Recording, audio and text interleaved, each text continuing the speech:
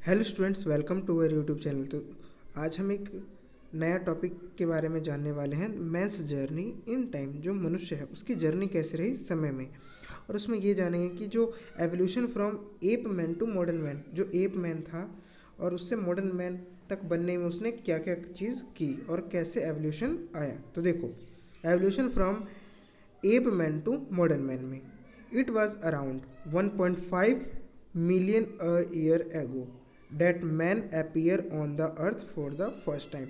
देखो, जो 1.5 million year पहले जो मैन है ना, पहली बार दिखा था अर्थ पे, ठीक है। जो the study of fossils indicate that they were app man. जो फॉसल्स जो होती है आपको पता ही है, जो रिमेनिंग होता है किसी भी चीज़ का, ठीक है, तो फॉसल होता है, वो इंडिकेट करता है यानी बताता है कि जो मैन थे ना, जो पहली बार दिखे थे वो एप मैन थे, ठीक है। और दीज एप्स, सॉरी ब्रो, यहाँ पर लिखेंगे हम एप, APE, ठीक है। These apes and monkey resemble human being are called anthropoids, ठीक है, एंथ्रोपोड्स, ठीक है। जो मंकी और एप जो रिसेंबल हुए ना, तो उनको हम क्या कहते हैं, एंथ्रोपॉड्स, ठीक है। Which mean a man like animal, जिसका मतलब क्या होता है, एक आदमी जैसा जानवर। Anthropoids took many year to evolve into modern man. जो एंथ्रोपॉइड्स थे ना, उन्होंने बहुत टाइम लिया किसमें बनने में, एक मॉडर्न मैन में, ठीक है। देखो, एंथ्रोपॉइड्स कैसे दिखते हैं, ऐसे दिखते हैं, ठीक है। अब देखो, most striking feature of ape man थे ना, वो क्या करते थे, he could not walk straight, वो सीधा नहीं चल पाते थे। He had a lot of hair all over his body, उनके शरीर में बहुत सारे बाल थे। He learn to stand up gradually, उन्होंने धीरे धीरे खड़ा होना सीखा, लेकिन जब वो चलते थे ना तब भी झुके हुए चलते थे, ठीक है। He develop a grip to hold thing, उन्होंने ग्रिप बनाई यानी हाथ में पकड़ बनाई कि वो सामान पकड़ सके।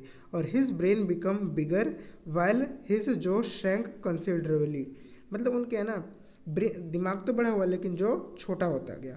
Eventually he began to resemble modern man who are called homo sapiens, ठीक है।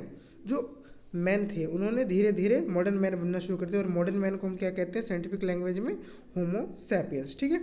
अब देखो, अब हम जो बात कर रहे हैं, जो ये एंथ्रोपॉइड्स थे वो कौन से पीरियड के थे, वो थे स्टोन एज के। तो स्टोन एज के बारे में भी हमें जानना होगा ना।